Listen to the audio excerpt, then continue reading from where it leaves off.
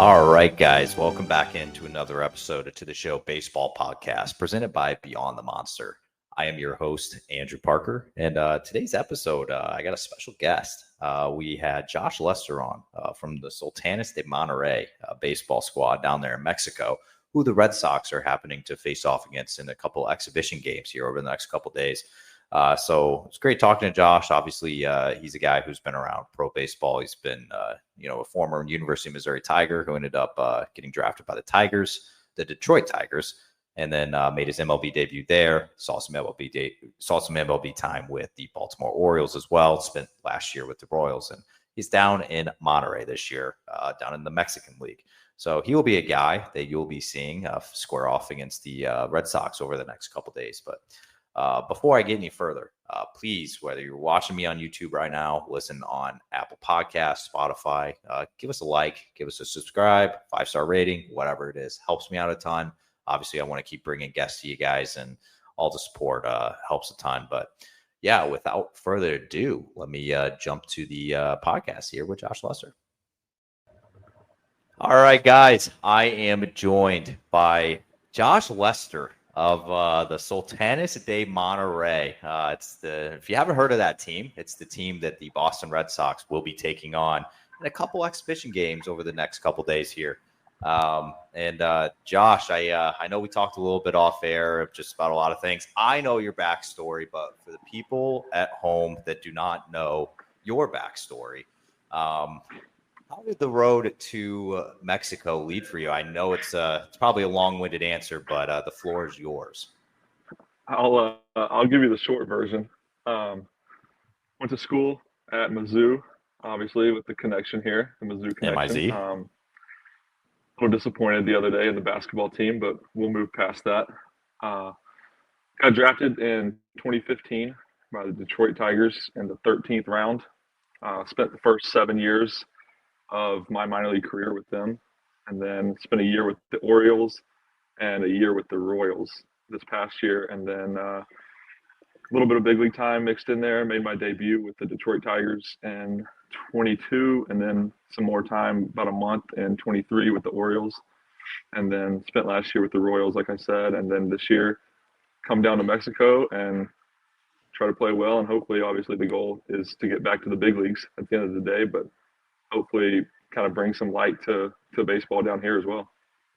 Yeah, and for somebody even like myself who might not be as familiar with the Mexican Baseball League, obviously you see a lot of guys that have big league time kind of surface around down there. I know you have a few on your team with big league time as well, and obviously you see guys the Trevor Bauers of the world and some others that have spent some time down there as well, but when has the Mexican League been on your radar before this offseason, or was it one of the things that kind of popped up and you're like, it seems like a good opportunity and I'm going to take it?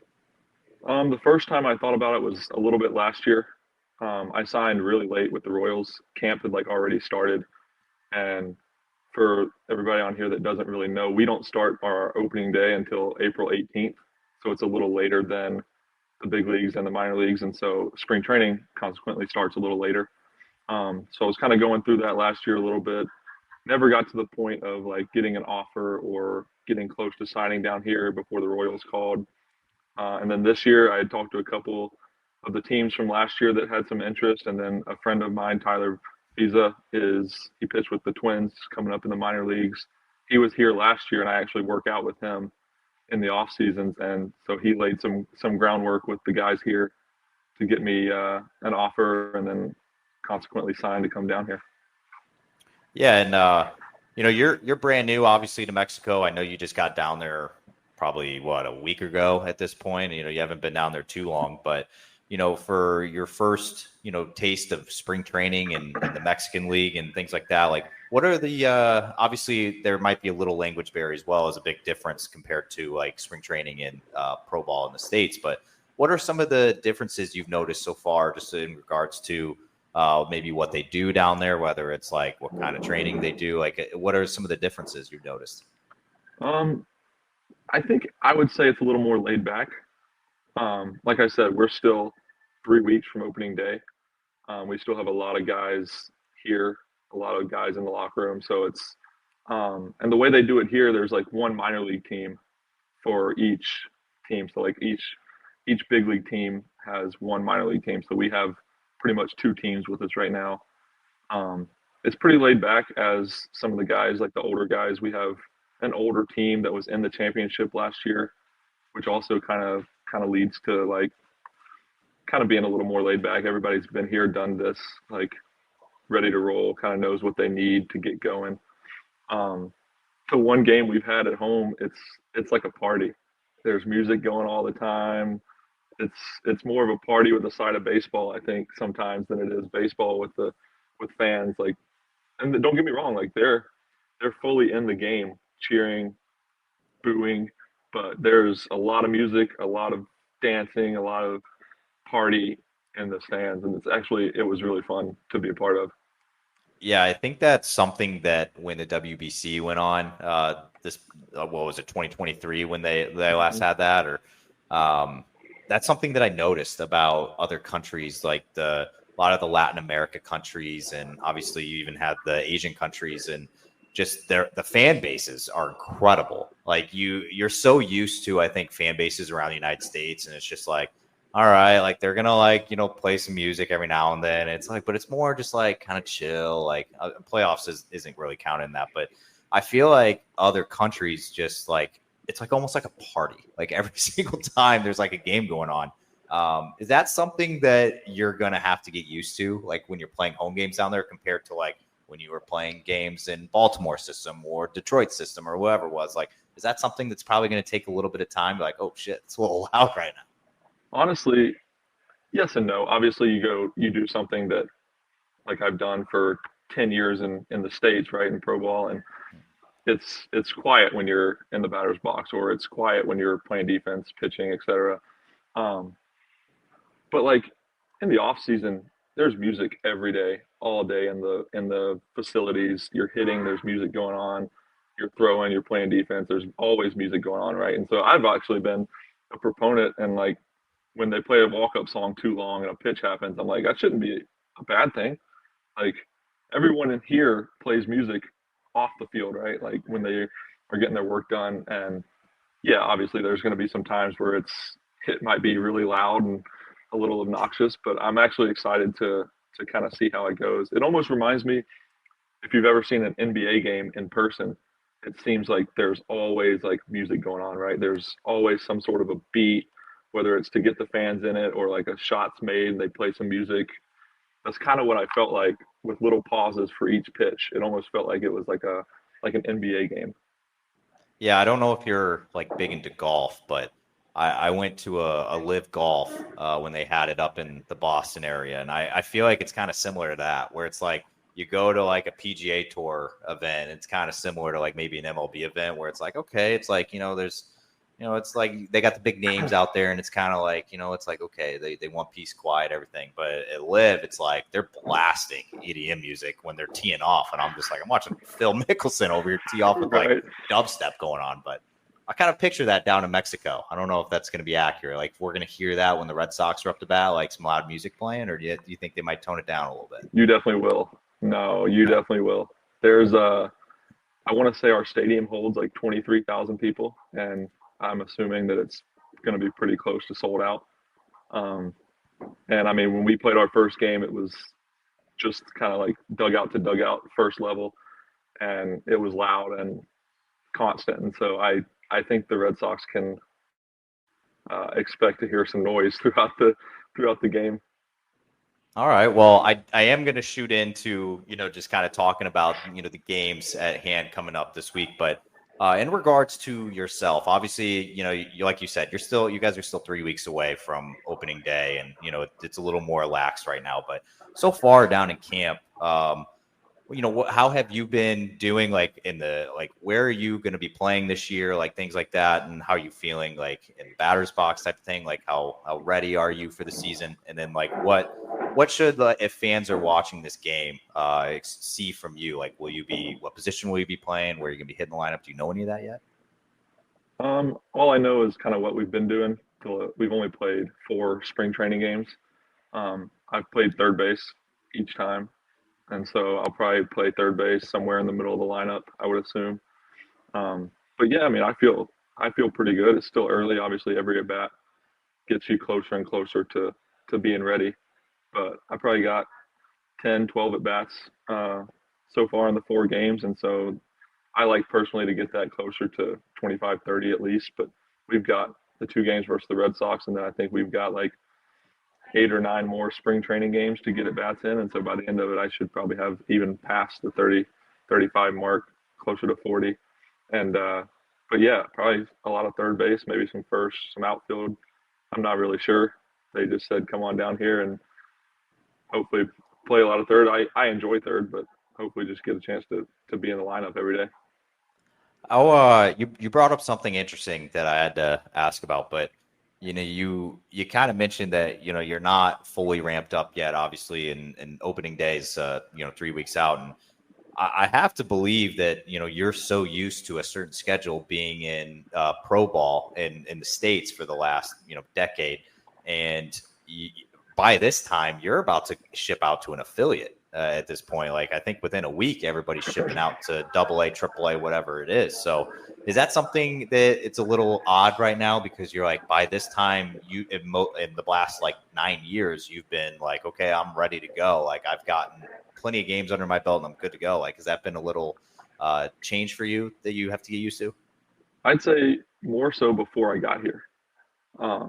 Once I got here, it kind of felt like regular spring training, just with obviously the date being a little pushed back. But being in Cleveland, being at home for pretty much the whole month of February and a little bit more was very, very weird. Looking like usually it was closer to Valentine's Day is when I would leave, and like having Valentine's Day and then 3 more weeks and before I had to go anywhere was very weird. Obviously, all my buddies that are still playing in the States are leaving. A bunch of the guys I worked out with were going down. But yeah, once I've gotten here, it kind of feels pretty normal outside of the fact that I don't know what they're saying most of the time. Yeah, that's something that I can even attest to in the Worcester locker room over the last couple of years, and they always had the Spanish speaking corner, and I'm like, I really wish I could talk to them. Like, I really want to, and it's something that and I gotta get better at. I know that. I'm trying. I'm on Duolingo. It's a work in progress. I told myself I was gonna be fluent in Spanish 2 years ago, and it just never happened. So it is what it is. But let's move on to previewing these 2 games here. And I know that I know we talked a little bit previously in regards to some guys that you've played with or you've played against before on the Red Sox side of things, but first, I'm going to shoot to your team, and I want to know on Sultanes' side, who should fans like kind of? I know there's some names in the lineup we were talking about previously, but who should fans be looking out for in the lineup surrounding yourself that they might know? I think probably one of the bigger names in our lineup would be Tapia, Raimel Tapia.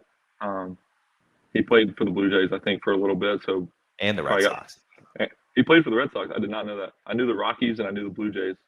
But yeah, so obviously a lot of fans should know his name. From the pitcher side, we got a couple guys. Paul Fry pitched for the Orioles for a while as a reliever a few years back, I think. And so he probably made plenty of appearances against the Red Sox out of that bullpen back when there was a revolving door going through that Orioles bullpen.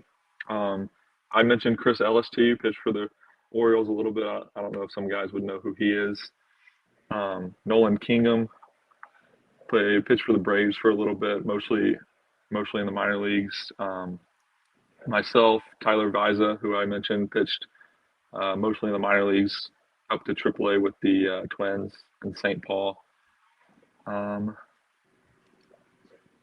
think that's probably most of the foreigners that at least would have some big league time or close to it. Yeah, it's always unique too because we kind of mentioned before, it's like I always feel like every year there's a few guys playing down there. You're just like, holy cow! Like these are guys that are well-known names down here. I think Tapia is like a big one. I mean, he was just I think it was probably just less than 3 years ago. He was the Red Sox starting center fielder for half a season. So it's kind of crazy how fast those things can kind of go. But It is. I know, like some other teams down here. I know, like Willie Calhoun is down yeah, here, big name, a lot of big league time. Like Frank Schwindel. I know Frank Schwindel's down here. He's with the Cubs more than anybody. But I mean, what 2-3 years ago, he was sitting in the middle of the Cubs lineup, pretty much day in and day out. Like there's some bigger names with a lot of big league time in this league, and I'm excited because that makes it really competitive. yeah, I think the talent's probably better than it was probably at this point 20 years ago down there, in my I opinion. But I think even better than it was 3 to 4 years ago. I think that um, they've they've made some rule changes to allow more foreigners on each team. They've expanded their foreign roster, and for the people that don't know, most teams in other countries have a certain amount of guys on a roster, and then only a certain amount that can be from outside of that country. Asia specifically, it's like three per team.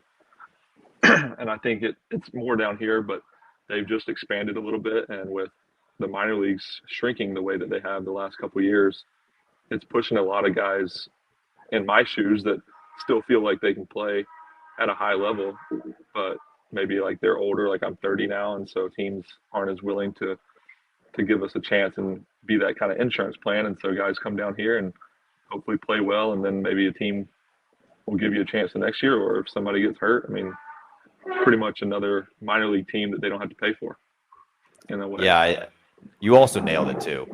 We could probably have a whole discussion on the domestic reserve list shrinking, but it's really put a lot of players like yourself that probably belong on at least a AAA roster out of work, and we could probably do a whole episode on that. We could do more than one episode on that, but I'll bite my tongue for now. There we go. All right, let's talk about the Red Sox side thing too. You have a lot of experience with some of the guys who will be on that roster. Who are you kind of looking forward to? You know, whether it's facing in the batter's box or just seeing out there on the diamond. Like, who are some guys that you're kind of looking forward to facing off against? Obviously, some guys like the big name guys like Bregman. Played against Alex Bregman when he was at LSU and I was at Mizzou. That's going to be fun to see him up close and personal again as a guy that, not that we like came up together, but came out the same draft class, and kind of he got to the big leagues in 2 years and it took me 10. So a couple guys from the same draft class that both got to the big leagues. Obviously, his career is on another level, but like different stories and different ways to get to the big leagues, and it'll be good to see him. I'm hoping that Tanner Houck makes the trip at least as a Mizzou teammate. He's not on the list. I assume he's not going to pitch, but hopefully he at least makes the trip so I can say what's up to him. But I mean, I've played as you know, against Worcester for 3 years, 4 years, Yep. going back to my Toledo days, and then with Norfolk. And so I've run across a bunch of these guys, and I'm excited to see some of these young guys too. That seem to be kind of throwing themselves on the scene and not giving them an opportunity to not let them be in the big leagues. It's always cool to see some guys that are making a team or striving to make a team. It's always cool to see those guys in action. Yeah, you're going to be facing off on Monday night against a Red Sox starter in Richard Fitz that was at the beginning of spring training. He was projected to be, I think, the number 2 or 3 starter in Worcester, and he had such a good spring, and a few injuries happened, of course, but he had such a good spring that he is now the number 4 starter for the Boston Red Sox. So he moved up probably 4 spots on the depth chart just because he's obviously been hitting a career high in velocity and all of that, but at the same time, injuries happen, like you said earlier, and it's going to be interesting to see as well with you being a left-handed hitter going against some of the guys in the Red Sox bullpen that they brought over, who you will most likely be seeing at least maybe one at bat. Some of the guys like, Aroldis Chapman and Justin Slayton, Greg Weistert's got a nasty arm. So I know you're kind of hoping to face Aroldis Chapman. This would be, I'm assuming it's going to be the first time you've ever stepped in a batter's box against Chapman. Yeah, it would be. And I don't know that hoping is necessarily the word, but no, but when you get a chance to face people of his caliber, like you always welcome it and you always cherish that opportunity, right? Like that's the goal. I want to face him in the big leagues over and over again. As many times as I can face him, I'll take it, right? Because most likely it's going to be in the big leagues, and so those are the guys you want to somewhat like. Not that you don't challenge yourself against other people, but those are the guys you really challenge yourself, kind of see where you're at. Obviously, Chapman throws 100 on a bad day. Like it's a challenge to hit Chapman any day of the week, but those are the guys you look forward to facing and hopefully squaring the ball up and getting a knock. Yeah, I don't know. I don't know how Chapman's still doing it, to be honest. I feel like he's been closing out ball games for 20 plus years, and Hey, I'm pretty sure. kudos to him for looking the way he looks for 20 plus years. I mean, that takes Yeah, some time and effort to put a body together like that, and that's, I mean, to your point, that's why he's lasted so long, and that's why he can still throw 103 or whatever he's touching nowadays. yeah. I don't know if he's hitting 103 anymore, but still hitting triple digits well into your late 30s is quite impressive. I mean, it's impressive regardless. It's impressive if a 22-year-old's doing it, but No doubt. yeah, he's seeing him in person, and obviously, for Red Sox fans, he's a guy that, we've kind of grown to like kind of root against a little bit just because he's been wearing the You Yankee had colors to. for so long. Yeah, it's like you kind of had to, but now it's just like, oh, okay, this guy's now on our team. So it's been weird, but I'm definitely hoping to see. I know it's going to be a tough at bat for you, obviously being left on left, but man, I'd love to see you be able to try to step in there against Chapman and see what he's throwing into you. No doubt. I know a couple of those other names. Weissert, I think, came. Where did he come from? The Cubs, Yankees. the Yankees. I think I had to have faced him Yeah, he was in uh, Scranton for at a some while. point I when he think was while you in. were in Yeah, Norfolk. Yeah. I've played against Yeah, the Yankees coming all the way from low A, so I've had to have run across him at some point. and I think you mentioned as well that one of our, I know for my Worcester audience out there, our beloved catcher Mark Colesberry. You obviously said you played Big for. fan. Yeah, you played a year with him. Big fan of him. What's so special about Mark that you enjoy him so much? He's just a great dude. I mean, it's always there's always a smile on his face. There's no matter what's coming, what's happened. Like you just walk into the locker room. I mean, maybe you got into town at 4 o'clock in the morning. You walk in the locker room. He's meeting you there with a smile and maybe cracking a joke, and it's a good day again. I mean, it's just one of those guys that brings the best in people just from an attitude and like a positivity standpoint. Yeah, I'll say this about Colo. He obviously didn't get to play a whole lot last year. He spent a lot of the time as the devless catcher because there was two 40-man catchers down in Worcester last year. So he was kind of like he spent some time even as like the fourth catcher for a little bit. And I don't think his attitude changed at all. Like I think from the day he showed up to the last day of the season, he played like 15 games maybe all year. He was still the same guy, didn't let it get to him, he just went about his business. And it's like that showed me who Mark Colesberry was. That showed me that it's like this guy's a good guy. Like he could have easily been walking around miserable all the time. And it's just like screw this situation, like don't want it. But that's kudos to him, man. Good guy all around. Absolutely, and that's I mean, to his credit, like he stayed in baseball for. I mean, he's got to be pushing 8, 10 years in minor league baseball as well, and so you don't stick around that long as a guy like him if you don't kind of have that attitude, because it's easy to find some people that are happy to be where you're at kind of situation. Like if you're going to sit around and not necessarily pout but not take care of your business, when you do get your opportunity, it's not going to look right and it's not going to look good. And kudos to Colo, like when he's gotten opportunities, he's played well and he keeps sticking around. Hopefully, gets a chance to be in the big leagues at some point soon. All right, I got one more question for you about previewing the Red Sox here, and then I got a couple more to end it regarding yourself. But I'm not sure. I don't know how much you kind of have seen about the big three prospects with the Red Sox or not, but all three of them are on the roster for Mexico. There you have Marcelo Meyer, you got Christian Campbell, and you got Roman Anthony. They're all three guys that are ranked by every publication in the top 20, at the top 15 maybe in baseball. So Roman Anthony, I believe, is number 2 right behind Roki Sasaki, and then you got Campbell in the top 10 as well. What's your familiarity, I guess, with them? Like, have you been seeing things about them just online, or like, do you have any familiarity with them? Not really. I've seen a lot online. I know they made some loud noises in that what was that spring breakout game? They hit some balls pretty Yeah. far. No, I know of all three of them. Obviously, it's going to be those are a couple of the guys that I'm looking forward to seeing in person. Um, but yeah, I'm not too familiar with who they are. I know I can't remember which one of the three, but it's pretty close with Jackson Holiday and Yeah, it's Roman. Roman. And I know obviously they probably played Team USA and all that coming up together with how good Jackson is as well. But yeah, I've kept up. I mean, I keep up with baseball. I'm a baseball guy. I hope to be in baseball until I'm like 80 years old. So I watch pretty much everything I can. And so obviously seeing those guys in person is going to make it even more fun.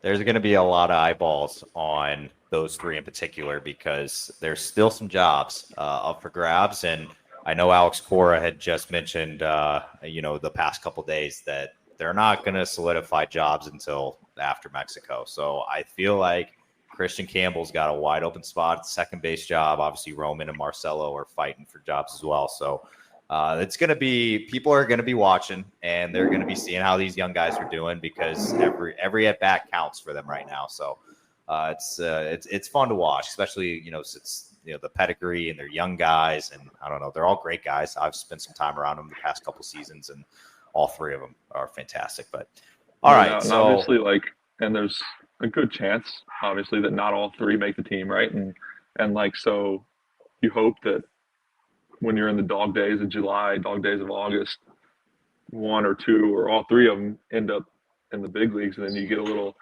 fresh legs, you get a spark from some of the young kids, and all of a sudden a 2-game losing streak and you feel kind of down turns into a couple of wins here and there.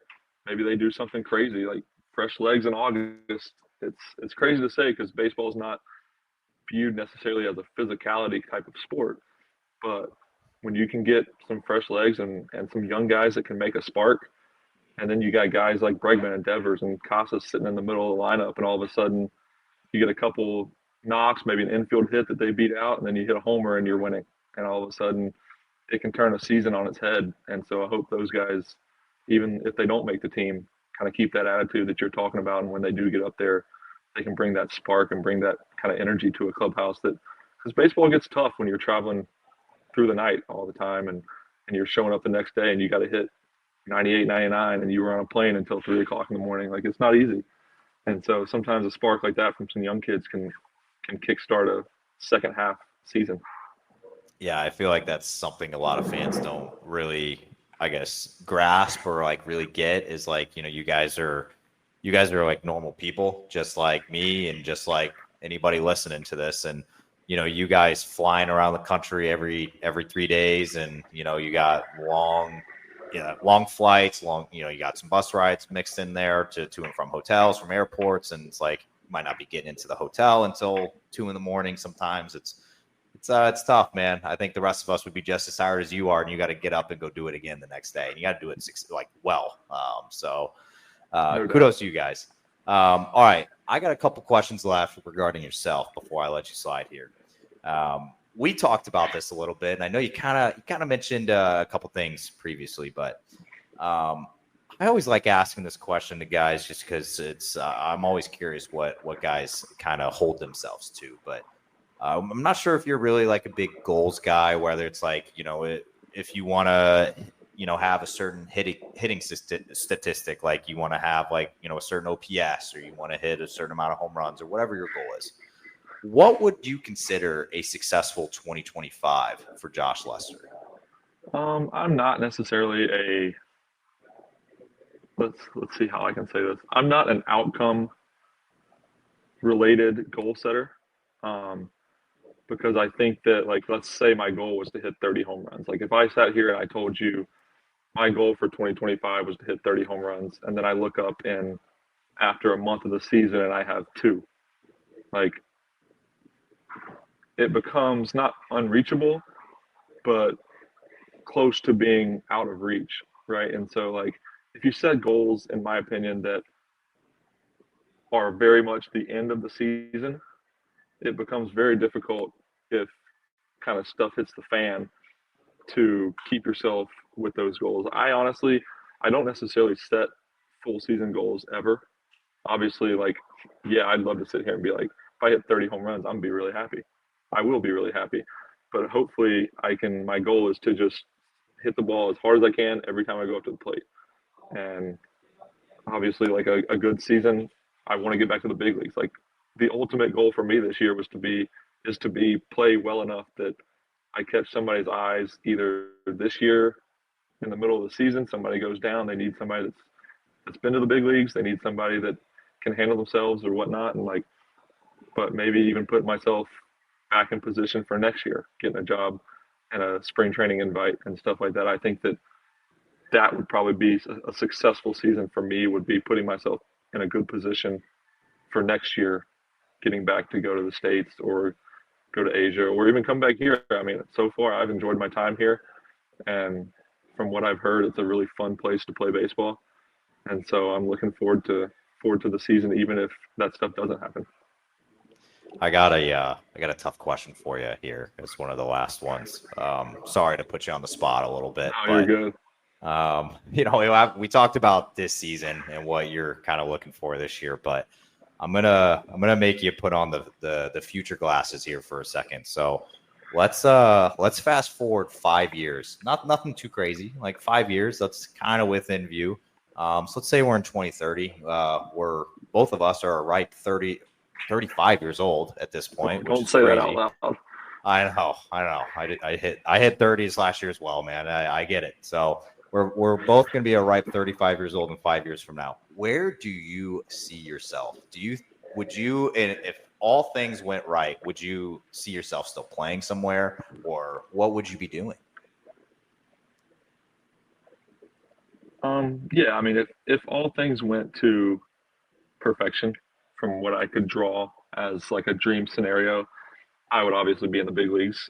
It's also a pretty big goal of mine to try and go play in Korea or Japan. Um, that would be a really cool place to be in 5 years. Maybe play a year or 2 years over here. Try and get back to the States. I know that obviously what we talked about earlier, it gets harder and harder every year to get to the States, but I would love to go play in Japan, to go play in Korea.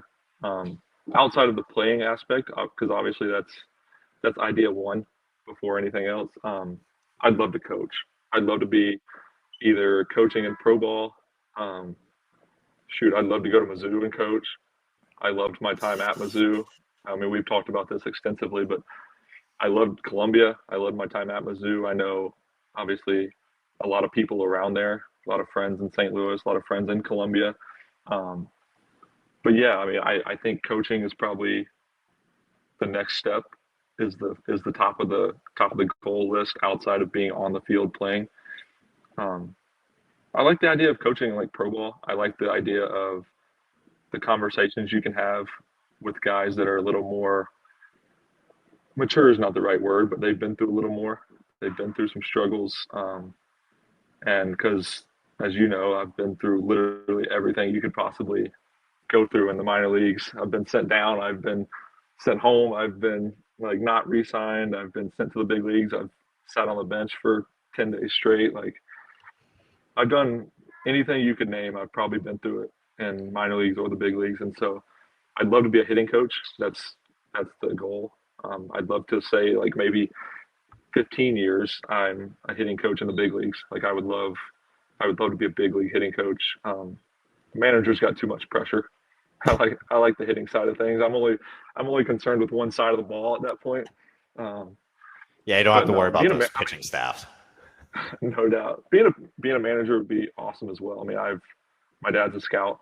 He's been a scout for 30 plus years before I was born. played into Double A with the Padres. Like baseball is kind of in my blood, and I love it. Doesn't mean I don't love it, but I'd love to manage too. I think that I think about baseball in a way that a lot of managers do. I think about like it's hard for me to sit down and watch a baseball game calmly, and not calmly necessarily, but like without going through different scenarios in my head. And like I'll sit with my family that isn't baseball players, or like I'll sit with my cousins that aren't the son of my dad, and we'll sit there and watch baseball and just like listening to them to talk. And then I'll say something, and then like that'll happen, and they'll be like, "How'd you know that?" And I'm like, "Well, I've seen it a time or two. It's only been 10 years of professional baseball and countless more games with my dad growing up and stuff like that." So yeah, I think goal number 2 outside of playing would be coaching in any way, shape, or form. I think hitting is the first way that I'd like to go. I also don't think they're giving out pro ball manager jobs to people that have never coached before. It's fair. But I think that I love spending time in the cage. Like half the time I just go to the cage if it's not even my group, and I'll just sit there and hang out, watch people hit.